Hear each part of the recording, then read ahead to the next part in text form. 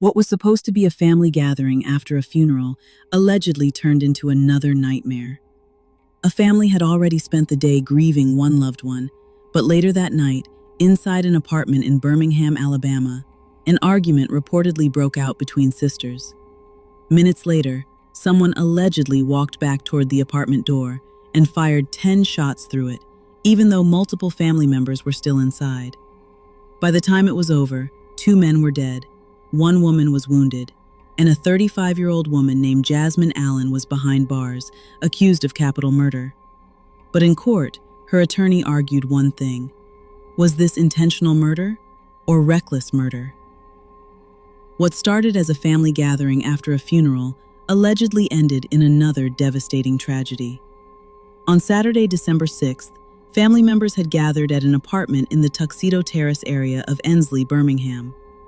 Earlier that day, many of them had attended the funeral of another relative, Jaori Markel Brown Allen, who had reportedly been fatally shot the week before in Fairfield. So this family was already grieving. They had already buried one loved one, and later that night, they came together for what was supposed to be a barbecue, a moment to be around family, share food, support each other, and get through the pain together. But according to testimony in court, the night took a horrible turn. The suspect in this case is 35-year-old Jasmine Allen.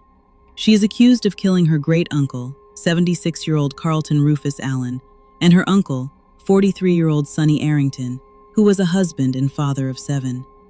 She is also accused of wounding her sister, Jasmine Ross, who was shot in the leg. Authorities say the shooting happened just before 11:30 p.m. inside Jasmine Allen's mother's apartment. According to Birmingham homicide detective Albanellis Perez, the deadly incident allegedly began with an argument between Jasmine Allen and one of her sisters.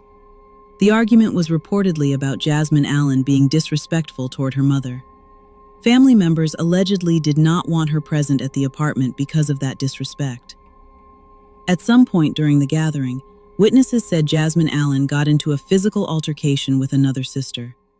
According to testimony, Arrington's wife, Candace Arrington, told investigators that after the fight, she overheard Jasmine Allen say she was going to get her gun from her purse. Shortly after that, Jasmine Allen allegedly left the apartment with her daughter. But according to police, she did not just leave the area. Detective Perez testified that video footage from a neighbor and surveillance footage from the apartment complex showed someone walking back toward the apartment. That person was reportedly wearing a dark top or black jacket and gray pants. Then gunfire erupted. The shooter allegedly fired through the closed front door of the apartment. Not 1 shot, not 2 shots. According to prosecutors, 10 rounds were fired directly through the door, while multiple family members were still behind it. When Detective Perez arrived at the scene, she said the apartment door was riddled with bullet holes. Inside the hallway, Carlton Rufus Allen and Sonny Arrington were found dead. Both had been shot multiple times. Jasmine Ross survived but suffered a gunshot wound to the leg. Family members who were inside the apartment spoke with investigators. According to the detective, their stories were similar. Jasmine Allen's mother, Rory Dawson, reportedly told police that after the argument, Jasmine Allen must have taken it upon herself to shoot into the front door. Investigators then began working through video evidence. The neighbor's camera reportedly showed a person crossing toward the apartment, followed by gunfire.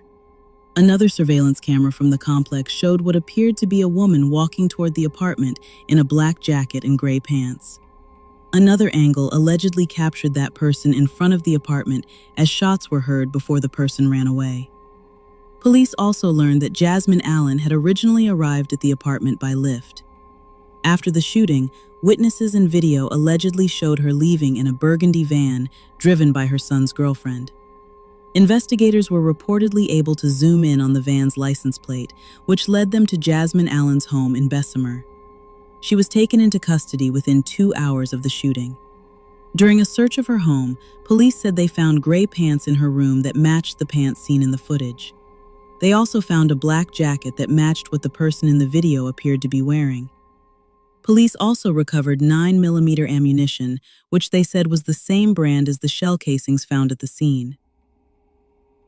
The weapon used in the shooting has not been recovered. But prosecutors say there was another major piece of evidence. According to Detective Perez, Jasmine Allen's son told investigators that his mother said she had gotten into a fight with a family member and that she shot.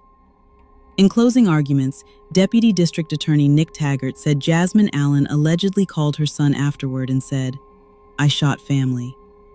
The prosecution argued that Jasmine Allen knew people were inside that apartment. They said firing 10 rounds directly through the door showed intent to kill whoever was behind it.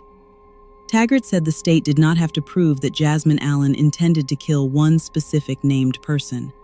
Instead, he argued they only had to show that she intended to kill a person or people inside that apartment. But Jasmine Allen's attorney, Brett Gray, pushed back. He argued that there was no evidence his client intentionally targeted anyone in particular. He said that if Jasmine Allen was the shooter, the evidence showed shots were fired recklessly through a door where no one could be seen. Gray argued that reckless murder cannot become capital murder. His point was that capital murder requires specific intent. He said the state had to prove that Jasmine Allen specifically intended to kill a particular individual. But the judge ultimately decided there was enough evidence for the charges to move forward. Jefferson County District Judge William Bell forwarded the cases to a grand jury for indictment consideration. He also ordered that Jasmine Allen remain held without bond. Now, this case is not over. Jasmine Allen is accused, not convicted. The legal process still has to play out, and a grand jury will consider the charges. But what makes this story so heartbreaking is the setting. This was a family already dealing with loss. They had gathered after a funeral. They were supposed to be leaning on each other. Instead, another violent moment tore through the family, leaving 2 more relatives dead, another injured, and even more children, spouses, siblings, and loved ones forced to carry the weight of what happened. A funeral was followed by a barbecue. A family argument allegedly turned into gunfire, and 10 shots through a closed door changed everything. So now the question remains, was this capital murder, as prosecutors claim? Or was it reckless murder, as the defense argues? That will be for the court to decide. But for the families of Carlton Rufus Allen, Sonny Arrington, and Jasmine Ross, the damage has already been done. 2 lives were lost, 1 woman was wounded, and 1 family gathering became the center of a criminal case that is still unfolding. And here's the part that makes this story even more chilling. This family had already come together because they were grieving 1 funeral. But before the night was over, they would be grieving 2 more loved ones. So the question is still hanging over this case. Was firing 10 shots through a closed apartment door intentional murder or reckless murder?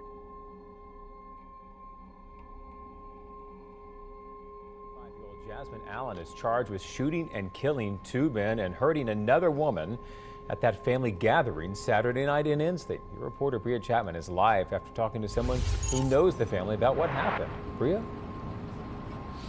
Yeah, Jonathan and Sarah, so this is really a sad situation. Now, I spoke to someone close to this family who tells me Jasmine Allen is accused of killing her uncle and her great uncle. And they say the third victim that she is accused of shooting is Allen's sister. Now, the person I spoke to tells me that the family was hanging out at a relative's home on Saturday night on 20th Place in Ensley after they'd attended a funeral. Now, that funeral was for a loved one who was shot and killed last week in Fairfield. Now, officers say there was some type of disagreement before 35-year-old Jasmine Allen opened fire, shooting into the apartment. Sadly, we know that she killed 76-year-old Carlton Allen and 43-year-old Sonny Arrington. Now, I'm told that Arrington was a father of 7, and like you all mentioned, he was here visiting from Tennessee to attend that funeral. And tonight, we know that Jasmine Allen is currently being held in the Jefferson County Jail with no bond. Now, they found her. She was arrested in Bessemer, and again.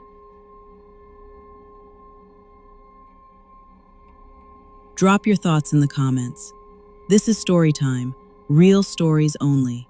Don't forget to like, comment, and subscribe.